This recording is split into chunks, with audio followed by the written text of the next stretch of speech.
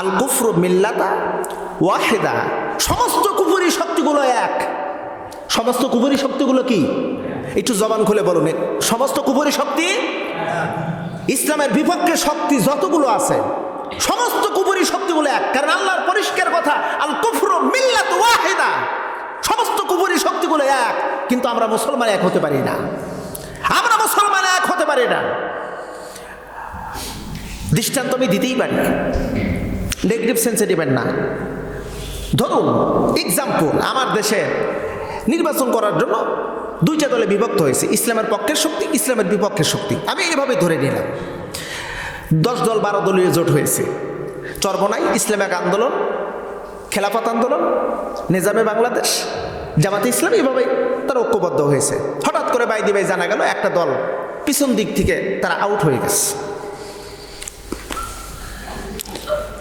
আমরা যেটা জানতে পারছি সোশ্যাল মিডিয়ার মাধ্যম দিয়ে, সংবাদ মিডিয়ার মাধ্যম দিয়ে, ঠিক একই কায়দায় যখন মুসলমান দলগুলো, মুসলিমগুলো যখন ছত্রভঙ্গ হয়ে যায়, তখন ওই মিল্লাতা ওয়াহেদা, ওই যে কুফরে মিল্লাতা ওয়াহেদা, ওরা তখন ফুটা খোঁজে, সুযোগ খোঁজে, রাস্তা খোঁজে, কোন রাস্তা দিয়ে ঢুকলে ওদের উপর আক্রমণ করা যায়। ওই রাস্তা খুঁজে তখন ওই রাস্তা ধরে, ওই রাস্তার অবলম্বন করে তখন মুসলমানদের উপরে নির্যাতন শুরু করে দেয়। আবদ্ধ হয়ে আমার রুজুকে তোমরা ধারণ করো, তোমরা পৃথক হইও না। পৃথক হওয়ার জন্য শয়তান প্ররোচনা করবে, ধোঁকা দেবে। কারণ মানুষের অন্তরের ভিতরে শয়তানি একটা নফস আছে, নফসে আম্মারা। নফসে আম্মারা সব সময় তোমাকে ধোঁকা দিতে থাকবে, মানে পৃথক হওয়ার জন্য, দলকে ছিন্ন বিচ্ছিন্ন করার জন্য। অর্থাৎ তুমি যে একটা সংবদ্ধ হয়েছ, তুমি যে ঐক্যের শৃঙ্খলা আবদ্ধ হয়েছ, শয়তান এটা পছন্দ করতেছে না, তার ভালো লাগতেছে না। সে চাচ্ছে তার সুবিধা অর্জন করার জন্য তোমাকে দল থেকে বিচ্ছিন্ন করবে। তাই তোমাকে লোভ দেখাতে পারে। মানুষের আগ্রহ বাড়ে দুইটা কারণে। আমি কথাটা অনেক আগে বলেছি, মানুষের আগ্রহ বাড়ে দুইটা কারণে। একটা কারণ হলো লোভ। লোভে মানুষের আগ্রহতা প্রকাশ করে। কথা ঠিক আছে না নাই? লোভে কিন্তু মানুষের আগ্রহ প্রকাশ করে। লোভ কি কি আমরা জানি। লোভ হলো দুই প্রকার, একটা হলো দুনিয়াবি আর একটা হলো আখেরাতমুখী। দুনিয়ামুখী লোভ, আখেরাতমুখী লোভ। দুনিয়ামুখী লোভ হলো আমরা ভালো করে জানি টাকা পয়সা, মান সম্মান, ইজ্জত, নারীর লোভ, টাকার লোভ, অনেকে বলে না কাঁচা টাকা কাঁচা নারী। হ্যাঁ, এগুলো কিন্তু লোভ। এ লোভের ব্যাপারে আল্লাহ পাক বলছে, আল্লাহাকুমুত তাকাসুরু হাত্তা যুরতুমুল মাকাবির কাল্লা সাওফা তা'লামুন সুম্মা কাল্লা সাওফা তা'লামুন। এই লোভের ব্যাপারে আল্লাহ পাক বলছে, বান্দা তোমার যে এই লোভ লালসতা, দুনিয়াবি প্রাচুর্যের জন্য, দুনিয়াবি যশ খ্যাতির জন্য, সম্মান ইজ্জত টাকা পয়সার জন্য তুমি যে লোভনীয় অবস্থায় আসাও, তোমার লোভনীয়র শেষ পর্যায় হলো কবরে যতক্ষণ না যাবা, হাত্তা যুরতুমুল মাকাবির, ততক্ষণ না পর্যন্ত তোমার এই আশা আকাঙ্ক্ষা, এই লোভ পরিপূর্ণ হবে না। লোভে মানুষের আগ্রহ বাড়ে। আর একটা হলো ভয়। আপনি যদি ভয় দেখান তাহলে ওই কাজের প্রতি আগ্রহ প্রকাশ করবে। লোভের কারণেও তোমার ঐক্য, তোমার দলবদ্ধতা থেকে তুমি বিচ্ছিন্ন হয়ে যেতে পারো। আল্লাহ পাক রব্বুল আলামিন বলেন, কুনতুম খায়রা উম্মাতিন উখরিজাত লিন-নাসি তা'মুরুনা বিল মা'রুফি ওয়া তানহাউনা আনিল মুনকার।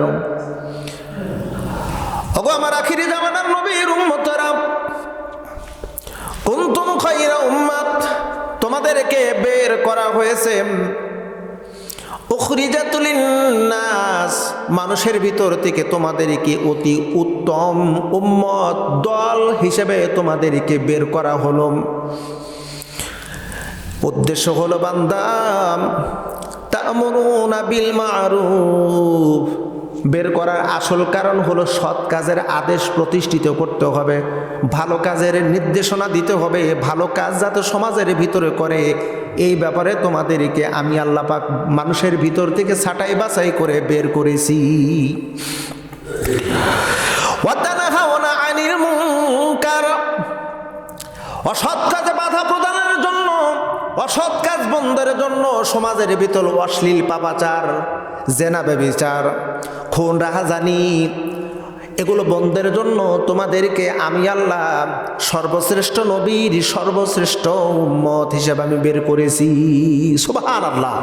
আল্লাহ পাক আমাদেরকে সর্বশ্রেষ্ঠ নবীর উম্মত করে বের করেছেন কারণ প্রধানত দুইটা। এক নাম্বার হলো ভালো কাজগুলো সমাজের ভিতর বাস্তবায়ন করতে হবে, আর মন্দ কাজগুলোকে উৎখাত করতে হবে। মন্দ কাজ করা যাবে না, মন্দ কাজ করতে পারবে না, এ ব্যাপারে আমাকে আপনাকে আল্লাহ পাক বের করেছেন। ওয়ালতাকুম মিনকুম উম্মাতুন ইয়াদউনা ইলাল খায়রি ইয়া'মুরুনা বিল মা'রুফি ওয়া ইয়ানহাউনা আনিল মুনকার ওয়া উলাইকা হুমুল মুফলিহুন। আল্লাহ কয়, নবী আপনার উম্মতের মধ্যে একটা দল থাকবে, ওই দলের কর্মীদের কাজ মানুষদের কল্যাণের দিকে ডাকবে, সৎ কাজের আদেশ করবে, অসৎ কাজের বাধা প্রদান করবে। ও নবী, এই তিনটা কাজ ওরা যদি করে, আমি আল্লাহ বললাম কিয়ামতের ময়দান সফলতা পাবে। ও বন্ধু, ঐক্যবদ্ধতা, ঐক্যবদ্ধতা মারাত্মক বিষয়, গুরুত্বপূর্ণ বিষয়। ঐক্যবদ্ধতা মানে হলো দলবদ্ধতা। ওয়াতাসিমু বিহাবলিল্লাহি জামিআ, তোমরা ঐক্যবদ্ধ হও, বিচ্ছিন্ন হয়ে না। আনা আকিমুদ্দীনি ওয়ালা তাতাফাররাকু ফি, আল্লাহ কয় বান্দা যেহেতু দিন কায়েম করা ফরজ, দিন প্রতিষ্ঠিত করা ফরজ, এ ব্যাপারে কোনো মত পার্থক্য করা যাবে না, কোনো বিচ্ছিন্নতা করা যাবে না। ঐক্যবদ্ধতা আমরা স্বাভাবিকভাবে দেখেছি, যেই সমাজের মানুষ, যেই দেশের মানুষ, যেই মহল্লা পাড়া প্রতিবেশীর মানুষগুলো ঐক্যবদ্ধতা আছে, ওই পাড়া মহল্লা দেশ জাতির উপরে যদি বিপদ আপদ আসেও সেটা টিকে থাকতে পারে না। আজকে গোটা বিশ্বের মুসলমানের দিকে লক্ষ্য করি, দেখেন আমাদের দিকে তাকায় দেখি, এই ছোট্ট একটা সোনার বাংলা আমরা বলে থাকি 18 কোটি জনগণ, এর ভিতরে 92% মুসলিম, অর্থাৎ 92% মুসলমান। আজকে আমাদের ভিতর ঐক্যবদ্ধতা না থাকার কারণে ইসলাম প্রতিষ্ঠিত নাই, সৎ কাজের আদেশ প্রতিষ্ঠিত নাই, অসৎ কাজের বাধা প্রদান প্রতিষ্ঠিত নাই। জাকাত ভিত্তিক অর্থ ব্যবস্থা সমাজের ভিতরে, দেশের মধ্যে প্রতিষ্ঠিত নাই। একটা মাত্র কারণ হলো আমাদের ভিতরে ঐক্যবদ্ধতা নাই, ঐক্যবদ্ধতা নাই আমাদের ভিতরে। ওই যে বললাম না, আপনি ঐক্যবদ্ধ হতে চাচ্ছেন, কিন্তু শয়তান আপনাকে প্ররোচনা করছে। আপনাকে প্রথমে প্ররোচনা দিচ্ছে হলো নফসে আম্মারা, নফসের শয়তান।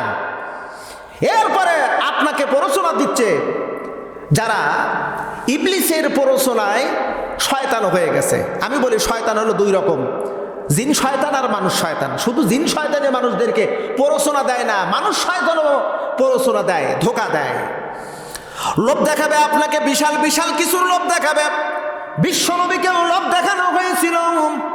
আবু তালিবের কাছে মক্কার 11 জন নেতা এসে বলল, আবু তালিব, তোমার মোহাম্মদ বিন আব্দুল্লাহর ব্যাপারে আমরা প্রস্তাব এনেছি, মক্কার নেতারা আমাদের প্রস্তাব তুমি সদরে গ্রহণ করো। যদি সদরে গ্রহণ করো আমাদের প্রস্তাব, তাহলে কোনো সমস্যা নাই, তোমার মোহাম্মদ বিন আব্দুল্লাহকে আমরা আমাদের মাথার তাজ করে রাখবো। আর যদি আমাদের প্রস্তাব গ্রহণ না করো, মোহাম্মদ বিন আব্দুল্লাহকে আমাদের হাতে তুলে দাও, আমরা ইচ্ছা মোতাবেক যা ইচ্ছা তাই করব। আবু তালিব বলল, মক্কার নেতারা, তোমাদের কি দুইটা প্রস্তাব আমাকে বলো। 1 নাম্বার প্রস্তাব দিল, মোহাম্মদ বিন আব্দুল্লাহ যদি এই রেসালাতের দাওয়াত যদি বন্ধ করে দেয়, একামতে দিনের দাওয়াত যদি বন্ধ করে দেয়, ইসলামিক আন্দোলনের দাওয়াত যদি বন্ধ করে দেয়, তাহলে তার ইচ্ছা মোতাবেক সম্পদের প্রাচুর্যতা দেওয়া হবে, বিশাল গাড়ি দেওয়া হবে, নারী দেওয়া হবে। এমনকি মক্কার বাংলার প্রেসিডেন্ট তাকে বানানো হবে, শর্ত একটাই, কালেমার দাওয়াত দেওয়া যাবে না, রিসালাতের দাওয়াত দেওয়া যাবে না। আবু তালিব বলল, মক্কার নেতারা, এত সুন্দর প্রস্তাব, আমার ভাতিজার কাছে একটু বলে দেখি আমার ভাতিজা কি বলে, তারপর তোমার কাছে আমাদের কথা। আবু তালিব বিশ্বনবীকে ডাকলেন আর বললেন, ও ভাতিজা, মক্কার নেতারা এমন প্রস্তাব দেয়, প্রস্তাবটা বিশাল লোভনীয় প্রস্তাব। প্রিয় বন্ধু, আমাদের মতন যদি 2 টাকার হুজুর যদি হতো, এমন কেন, এর চাইতো কম প্রস্তাবনা দিলেই সঙ্গে সঙ্গে সেই প্রস্তাব আমরা গ্রহণ করতাম, যার দৃষ্টান্ত বাংলার জমিনে অসংখ্য ওলামায়ে কেরামের কাছ থেকে আমরা পেয়েছি। আছে না এরকম ঘটনা? আছে না? আছে না? সামান্য টাকার কাছে আমরা বিক্রয় হয়ে যাই তাগুতের কাছে। যারা ইসলামী শরিয়ার পরিপন্থী, ইসলামী শরিয়া বিশ্বাস করে না, তাদের কাছে আমাদের মাথা বিক্রয় করে দিই। নামধারী, আলেম নামধারী একদল মুনাফিকরা। আল্লাহ রাসূল আবু তালিবের কথা শোনার পরে রাসূলুল্লাহ বললেন, চাচা আবু তালিব, গোটা বিশ্বের মানুষ যদি চেষ্টা করে, আমি জানি তাদের চেষ্টা ব্যর্থ হবে, তারপরে যদি তাদের চেষ্টায় সফলতা হয়, ওই চাঁদ আর সূর্য যদি আনে, এক হাতে চন্দ্র আর এক হাতে সূর্য দিয়ে যদি বলে, মোহাম্মদ বিন আব্দুল্লাহ, পৃথিবীর সবচাইতে শ্রেষ্ঠ সম্পদ তোমার 2 হাতে দিয়ে দিলাম, তুমি কালেমার দাওয়াত বন্ধ করে দাও, রিসালাতের দাওয়াত বন্ধ করে দাও। চাচা গো, পৃথিবীর সকল কিছুর বিনিময় যদিও হয়, আমি কালেমার দাওয়াত আমি বন্ধ করব না। সুবহানাল্লাহ। আর একবার জোরে বলা যাবে না একটু সুবহানাল্লাহ? প্রিয় বন্ধুরা, লোভ, রাসূলুল্লাহকে লোভ দেখানো হয়েছিল, সাহাবায়ে কেরামদেরকে লোভ দেখানো হয়েছিল। অসংখ্য ইতিহাস আমরা পড়েছি। আল্লাহ পাক রব্বুল আলামিন বলেন, তারা কখনোই লোভনীয় প্রস্তাবে শিকার হবে না যাদের অন্তরের ভিতর ঈমান আছে। ঈমান যারা পাকাপোক্ত, তারা কখনোই লোভে আসক্ত হবে না, কখনোই আসক্ত হবে না। লোভ মারাত্মক একটা বিষয়। প্রত্যেকটা মানুষের ভিতর লোভ আছে, তবে লোভ হলো 2 প্রকার, একটা দুনিয়াবী লোভ আর একটা হলো আখিরাতমুখী লোভ। আখিরাতমুখী লোভ যদি কারোর অন্তরের ভিতর থাকে, রাসূল বলেন এই লোভই তাকে সর্বশ্রেষ্ঠ নিয়ামত দেবে, তা হলো জান্নাত। তাহলে আমরা বুঝলাম, আল্লাহ পাকের কথা হলো, তোমাকে যেহেতু বের করা হয়েছে একটা উত্তম দল হিসেবে, তোমার এই দল থেকে বের হওয়া যাবে না। ওয়াতাসিমু, ঐক্যবদ্ধ হও। পরে বলতেছে না, লা তাফাররাকু, পৃথক হয় না। পৃথক যদি হও, তাহলে কপালে দুঃখ ছাড়া আর কিচ্ছু নাই। আজকে দেখেন, আমি এটা মাঝে মধ্যে বলে থাকি, এই যে আপনাদের সমাজটা কিন্তু এখন 3 ভাগে বিভক্ত। মসজিদের মুসল্লি 3 ভাগে বিভক্ত, তার মানে আপনারা বিচ্ছিন্ন। ঐক্যবদ্ধতার মধ্যে যত আনন্দ, যত সফলতা, এত সফলতা বিশৃঙ্খলার মধ্যে নাই, শুধু বিফলতা। গোটা পৃথিবীতে আজ 250 কোটির উপর মানুষ, এর মধ্যে 150 কোটি প্লাস হলো মুসলমান।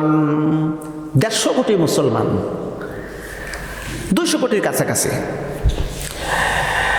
তদানীন্তনকালে আপনাদেরকে যদি জিজ্ঞেস করি, হযরত ওমর রাদিয়াল্লাহু তাআলা আনহু অর্ধ পৃথিবীর প্রেসিডেন্ট ছিল, তার আয়ত্তে ছিল অর্ধ পৃথিবী, পৃথিবীর অর্ধেক পৃথিবী ছিল হযরত ওমর রাদিয়াল্লাহু তাআলা আনহুর আয়ত্তে। মর্যাদার সাথে শাসন করেছে, কোনো বিধর্মীরা তাদেরকে কষ্ট দেওয়া হয় নাই। আবার মনে করতে পারেন যে মুসলমানরা রাষ্ট্রীয় ক্ষমতায় গেলে বিধর্মীরা মনে হয় কষ্ট পাবে, না, বরং মুসলমানদের পরিবর্তে যদি, মানে ইসলামী শাসকের পরিবর্তে অনিসলামিক শাসক যদি কোনো দেশ, জাতি, নগরের উপর যদি শাসন করে, বরং সেই সময় বিধর্মীরা বেশি কষ্ট পায়। সেই সময় মুসলমানরা সম্মানের সহিত জীবন যাপন করেছে, তাদের দিকে তাকায়া আঙ্গুল তুলে কথা বলার মতন দুঃসাহস সেই সময় কোনো বিজাতির ছিল না। স্মরণোজ্জ্বল সময় ছিল। ইতিহাস প্রমাণ করেছে, মাত্র হাতে গোনা মুষ্টিমেয় কিছু মুসলমান ছিল, তারা অর্ধ পৃথিবী শাসন করেছে। আজকে 150 কোটি মুসলমান, আজকে এত মুসলমান থাকার পরেও আমরা শাসিত হই, তার একটা প্রধান কারণ হলো আমরা ঐক্যবদ্ধ নই। অথচ আল্লাহ পাক বলছেন আল কুফরু মিল্লাত ওয়াহিদা, আল কুফরু মিল্লাতা ওয়াহিদা, সমস্ত কুফরি শক্তিগুলো এক। সমস্ত কুফরি শক্তিগুলো কি? একটু জবান খুলে বলুন, সমস্ত কুফরি শক্তি, ইসলামের বিপক্ষে শক্তি যতগুলো আছে সমস্ত কুফরি শক্তিগুলো এক। কারণ আল্লাহর পরিষ্কার কথা, আল কুফরু মিল্লাত ওয়াহিদা, সমস্ত কুফরি শক্তিগুলো এক। কিন্তু আমরা মুসলমান এক হতে পারি না, আমরা মুসলমান এক হতে পারি না। দৃষ্টান্ত আমি দিতেই পারি, নেগেটিভ সেন্সে দিবেন না। ধরুন এক্সাম্পল, আমার দেশে নির্বাচন করার জন্য দুইটা দলে বিভক্ত হয়েছে, ইসলামের পক্ষের শক্তি, ইসলামের বিপক্ষের শক্তি। আমি এভাবে ধরে নিলাম 10 দল 12 দলীয় জোট হয়েছে। চরমোনাই ইসলাম এক আন্দোলন, খেলাফত আন্দোলন, নিজামে বাংলাদেশ, জামাতে ইসলাম, এভাবে তারা ঐক্যবদ্ধ হয়েছে। হঠাৎ করে বাইদি বাই জানা গেল একটা দল পিছন দিক থেকে তারা আউট হয়ে গেছে।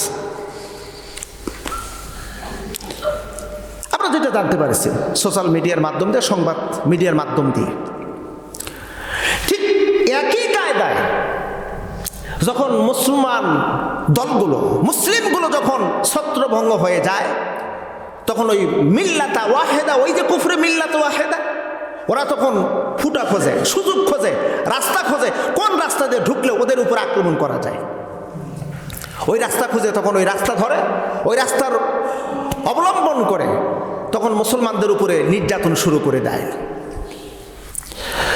প্রিয় বন্ধুরা, আমরা উহুদের যুদ্ধের ইতিহাস জানি। বিশ্বনবী মুহাম্মদ সাল্লাল্লাহু আলাইহি ওয়াসাল্লাম উহুদের যুদ্ধের সময় তিনি দিক নির্দেশনা দিচ্ছিলেন, কারণ তিনি ছিলেন প্রধান সেনাপতি। এই যুদ্ধের পরিচালনার দায়িত্ব বিশ্বনবী নিজে হ্যান্ডেলিং করলেন, নিজেই পরামর্শ দিলেন, সৈন্য মোতায়েন করলেন। আল্লাহ রসুল 50 জন তীরন্দাজ বাহিনীদেরকে সেট করে দিলেন উহুদের গিরিপথে। নেতৃত্ব দিলেন একজনকে, আর রাসূলুল্লাহ নির্দেশ দিয়ে দিলেন, ও তীরন্দাজ বাহিনীরা, তোমরা একটা ব্যাপারে সতর্ক থাকবে। উহুদের যুদ্ধের এই মাঠের মধ্যে আমরা যখন লড়াই করব, লড়াই করার শেষে যদি আমরা বিজয়ী হই অথবা যদি বিজয়ী না হই, এক পর্যায়ে যদি আমরা বিজয়ী হই, পরবর্তী নির্দেশ না দেওয়া পর্যন্ত তোমরা উহুদের গিরিপথ তোমরা ছাড়বা না। কারণ রাসূল করিম সাল্লাল্লাহু আলাইহি ওয়াসাল্লাম তিনিও যদিও যুদ্ধ সম্পর্কে তেমন কলাকৌশল জানতেন না, কিন্তু তার ভিতরে আল্লাহ রাব্বুল আলামিন কিছু চিন্তা ঢুকাই দিয়েছেন। সেই চিন্তাটা, যেই চিন্তার মস্তিষ্ক থেকে যেই চিন্তাটা বের হয়েছেন, কারণ বিশ্ব নবীজিকে আল্লাহ পাক ওহী নাজিল করেছেন, আর ওহীর মাধ্যম দিয়ে যেই চিন্তাশীলতার যেই ফলাফল বের হবে সেটা অতি উত্তম হবে। মস্তিষ্কের ভিতর যদি ওহীর ইলম যদি থাকে, আর ওই মস্তিষ্কের ভিতর থেকে যেই চিন্তার ফলাফল বের হবে ওটি উত্তম হবে। আল্লাহ রাসূল বলে দিলেন, খবরদার গিরিপথ ছাড়বা না। উহুদের যুদ্ধে যদিও মুসলমান কাফেরদের তুলনায় কাফেরদের 3 ভাগের 1 ভাগ, উহুদের যুদ্ধে মুসলমানদের বিজয়, প্রাথমিক পর্যায়ে বিজয় আসলো। উহুদের ময়দান থেকে কাফের বেঈমানরা পলাতক, সবাই যার যার মতন করে চলে যাচ্ছে। এক পর্যায়ে সাহাবায়ে কেরাম যারা যুদ্ধের ময়দানে ছিল, তারা গনিমতের মাল সংগ্রহে ব্যস্ত হয়ে পড়ল। গিরিপথে 50 জন তীরন্দাজ, 50 জনের মধ্যে 35 জন একমত। এ ব্যাপারে তারা ঐক্যমত পোষণ করল, যুদ্ধে যেহেতু বিজয় হয়ে গেছে, এই গিরিপথে থাকার আর কোনো প্রয়োজন নাই, আমরাও গনিমতের মাল সংগ্রহ করব। হযরত জুবাইর রাদিয়াল্লাহু তাআলা বললেন, না, খবরদার যাওয়া যাবে না। আল্লাহ রাসূল নিষেধ করেছি, পরবর্তী নির্দেশ না দেওয়া পর্যন্ত এই পথ ছাড়া যাবে না বলল। ওরা বলতেছে, না, রাসূল বলেছেন যুদ্ধের আগের কথা, যুদ্ধের সময়কার কথা, যেহেতু যুদ্ধে বিজয় হয়ে গেছে এখানে থাকা আমাদের তেমন কোনো প্রয়োজন নাই। তীরন্দাজের প্রধানের কথা উপেক্ষা করে 35 জন যখন মাল সংগ্রহে ব্যস্ত হয়ে গেল, গনিমতের মাল সংগ্রহ ব্যস্ত হয়ে গেছে, উহুদের যুদ্ধে কাফেরদের সেনা প্রধান ছিল খালিদ বিন ওয়ালিদ।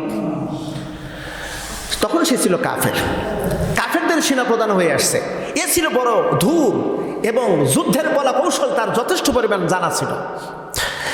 দূর থেকে লক্ষ্য করে দেখি উহুদের গিরিপথে ইতিপূর্বে 50 জন লোক ছিল, অনেক লোক ছিল, এখন তো দেখা যায় না। খালিদ বিন ওয়ালিদ একজন গুপ্তচরকে পাঠায় দেয়, যাও তো গিরিপথের খবর কি, খবর নিয়ে আসো। গিরিপথের কাছে এসে দেখে মানুষ নাই, কয়েকজন রয়েছে। গুপ্তচর খালিদ বিন ওয়ালিদকে বলেন, মাত্র হাতে গোনা কয়েকজন।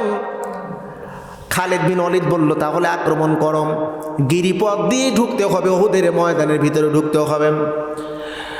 গিরিপথের নিকটে এসে তীর নিক্ষেপ করি।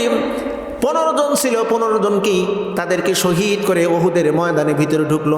পিছন দিক দিয়ে আক্রমণ করে মুসলমানদের এত ক্ষতি হলো, 70 জন মুসলমান শহীদ হলো।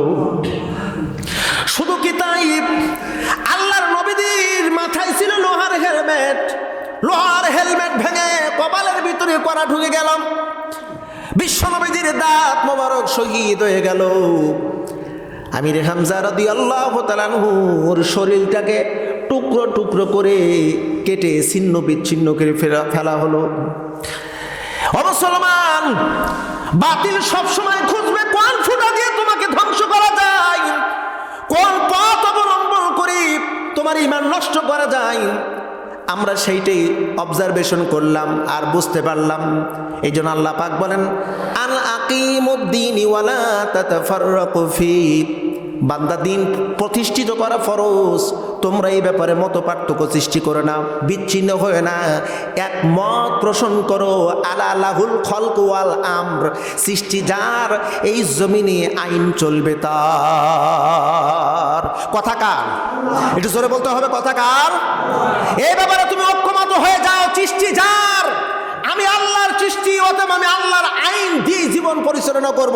আর এটাকে এই ব্যাপারে পার্থক্য হওয়া যাবে না, পৃথক হওয়া যাবে না। আমাদের মধ্যে তো অনেক ধরনের বক্তব্য শুরু হয়ে গেছে, অনেক কথোপকথন শুরু হয়ে গেছে। এগুলো বললেই অনেকেই বেজার হয়। আমি বলি, আপনি মুসলিম, আপনি কোরআনকে ভালোবাসেন?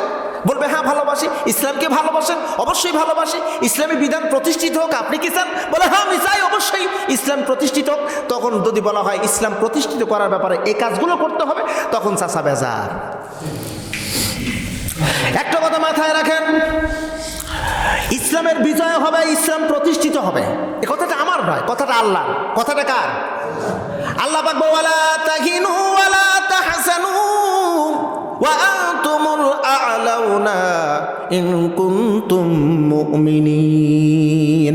আল্লাহ কয়, মুমিন, তোমার বিজয় হবে, ইসলামের বিজয় হবে, ইসলাম প্রতিষ্ঠিত করব। এই ব্যাপারে তুমি হতাশা হয় না, এ ব্যাপারে তুমি ভয়ভীতি পেও না, বরং মনটাকে দৃঢ়বল করো। যদি তুমি মুমিন হও, আমি আল্লাহ তোমাকে বিজয় দেব। মুফাসসির কিরামগণ বলেন, আল্লাহ পাক ইসলামের বিজয় করবেন। এখন এই বিজয়ের সাথে আপনি থাকবেন কি থাকবেন না, এটা আপনার বিষয়। আপনি থাকলেও ইসলামের বিজয় হবে, আপনি না থাকলেও ইসলামের বিজয় হবে। কথা কি বোঝা যাচ্ছে? আপনি থাকলেও ইসলামের বিজয় হবে, আপনি না থাকলেও ইসলামের বিজয় হবে। বিজয় হবে না? আর একটা কথা বলে শেষ করে দিচ্ছি। সংখ্যা দিয়ে কখনো বিজয় হয় না। সংখ্যা দিয়ে বিজয় হয়? আমার কথা মনে হয় বুঝতেছেন না। সংখ্যা দিয়ে কখনো বিজয় হয় না। আমার সংখ্যা বেশি, আমি মনে হয় বিজয় পাবো, ওনার সংখ্যা কম, উনি বিজয় পাবে না। আমি বলি, বন্ধু, আপনার এই ন্যারেটিভ ধারণাটা পরিবর্তন করুন। ইতিহাস কখনো মিথ্যা হয় না। ইতিহাস আপনি খুলে দেখুন, ইতিহাসকে পর্যালোচনা করুন। অতীতের ইতিহাস থেকে আমরা শিক্ষা পেয়েছি। বদরে মাত্র 313 জন, 1000 সৈন্যের বিরুদ্ধে আমরা বিজয় ছিনিয়ে এনেছি। খন্দকের ময়দানে হাতে গোনা মাত্র 2200 মুসলমান, হাজার হাজার কাফেরের বিরুদ্ধে আমরা বিজয় ছিনিয়ে এনেছি। রোমক বাহিনী তারা ছিল 2 লক্ষাধিকের উপরে, আমরা মুসলমান ছিলাম মাত্র 30,000, সেখানে বিজয় ছিনিয়ে এনেছি। হুনাইনের প্রান্তরে একই অবস্থা। ইতিহাস বলতেছে সংখ্যা দিয়ে কখনো বিজয় হয় না, বিজয় হয় হলো